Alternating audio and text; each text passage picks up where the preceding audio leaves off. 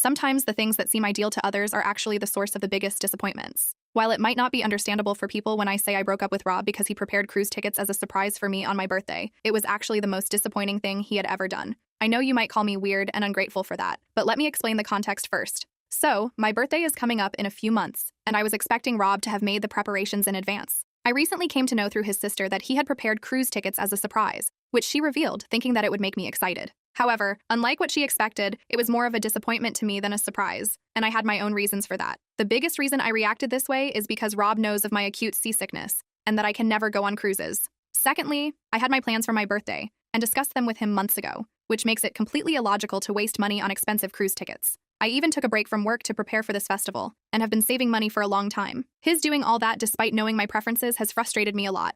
Not that I never voiced my concerns. I have shared it with him several times, telling him how he always seems to choose what he prefers and disregards my likes and dislikes. This isn't just limited to material things, but also the decisions he makes on my behalf. I no longer have the endurance to deal with it all, and want to end things as soon as possible. For people who think I should talk it out with him, I have been doing that for the last 2.5 years and understand that it is no use. I know he was sincere, and chose this gift for me genuinely hoping I would love it. And that makes me even sadder because if he had made even a little effort to choose what I liked, I would have been overjoyed. The feeling that he values me is what matters the most, and lacking it means there is no point in us being together anymore. That is why I have decided to talk to him and make a decision soon. Update 1. As intended, I have ended my relationship with Rob. When he returned home that day, I mentioned the cruise tickets to him, asking who they were for. Rob told me it was a surprise for my birthday, and I had ruined it by finding out before time. I asked why he bought them despite knowing I was seasick and had other plans for my birthday. Rob's replies were somewhat selfish. He said he loved cruises and that being seasick was not a big deal, and I could bear with it through some simple remedies. That made my worth in his eyes evident and led me to space out.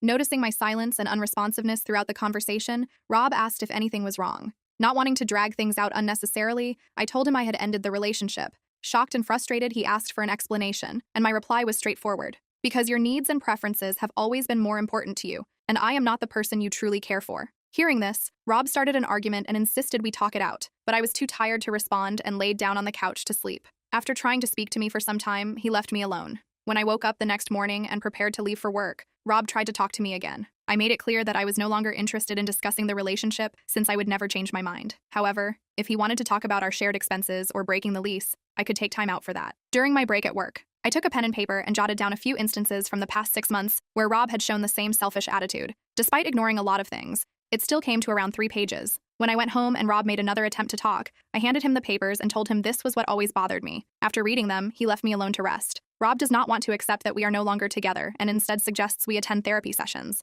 However, I have already made up my mind and do not want to give him false hope. The only thing stopping me from leaving the house is the lease, which Rob is not willing to break, believing my attitude is only temporary. Therefore, I have decided to consult the leasing office myself to explore options and resolve this situation as soon as possible. Staying in the same house as him seems inconvenient. Update 2. I consulted the leasing office and was told there was a way to break the lease before the 4-month deadline. However, it was so expensive that I could not afford it and had no choice but to stay in the same house until the deadline was over. The cost would be much lower if Rob and I applied together, but he is not willing to do so, leaving me no choice but to stay with him. I have started preparing to move out after 4 months and have already shifted my important things and documents elsewhere. The only thing left is to buy furniture for my new place, which I will do later. I already have everything else. As for Rob, his efforts to fix everything remain the same. He first started by claiming that everything written in the document I handed him never happened. However, when I showed him the text messages and other proof I had to support my claims, he became silent. Seeing that there was no way to gaslight me, Rob then decided to select the instances where he thought he was really wrong and try to correct them without even asking if I wanted it that way. It would have been much better if he had considered that from the beginning. However, what truly bothers me is that he never thought what he was doing was a mistake. According to him, his choices were always better and more reasonable than my preferences. For instance, my grandmother loved orchids, and after she died, I would often buy them to commemorate her whenever I missed her. That helped lift my mood. I once asked Rob to buy me orchids since I had to work overtime and was coming home late. Instead of what I asked for, he bought me roses, stating that he thought they were prettier. Another time, when I asked him to take my car to the mechanic I had been using for the last 5 years, he took it to a different person, claiming that the mechanic I used was scamming me. Despite never having met my mechanic, he formed an opinion based on what he thought. I later took my car to my mechanic, and he fixed the issue at a cheap price. Lastly, I was once invited to a party where one of my ex-friends was also coming. I was not on good terms with him because of our third friend and decided not to attend the party out of solidarity with her. Rob lied to me, saying the person was not attending the event, so I agreed to go. Later, when my friend and I went there, we were shocked to see him. It almost led to me losing my best friend, all because Rob thought he could prevent that person from approaching us. These are just a few instances where Rob would choose what he thought was best for me without even discussing it with me. I know I am also responsible for allowing him to be selfish, and I realize this many times. However, I always tried to be positive, thinking that although misguided, he was at least making an effort for me. When I discussed it with my sister and acquaintances, they reinforced this notion, remarking that he cared for me, wanted to protect me from manipulators and scammers, and was doing what no one had done for themselves. All these responses made me somewhat sad, yet I ended up compromising on his behavior because, according to others, I was being ungrateful by thinking negatively of his sincere efforts. Reflecting on all those instances makes me angry at myself for letting it all happen. However, I have resolved not to repeat this mistake. That is why every time Rob tries to talk to me about things other than the lease, I ignore him. He is shocked that I never seem upset at ending everything, but he doesn't know I have already gone through it all and am now completely content with the situation. I have informed our families and social circle about my decision and no longer care what they think. When some of them tried to convince me to change my mind, saying they wished someone had done it all for them, I clarified that their husband's lack of effort does not mean I have to accept Rob's toxicity. I always tell them to focus on their own lives and consider why their partners aren't willing to do anything for them,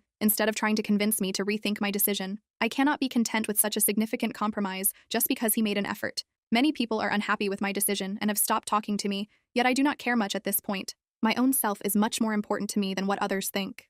That is my current life.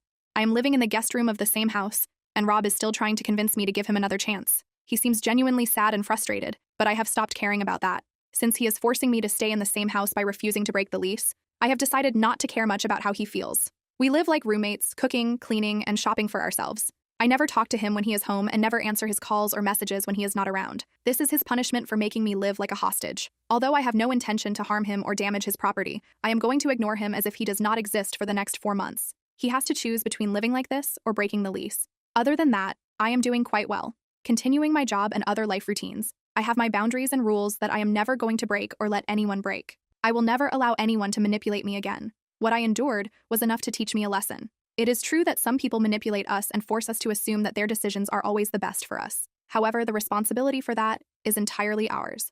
We allow this behavior to grow through our compromises and attempts to see everything positively. We should judge people's real nature and label them as they are. Just because we care for someone does not mean we can allow them to dictate to us in the name of affection. Doing so is a big mistake, and those who endure it always learn their lessons the hardest way.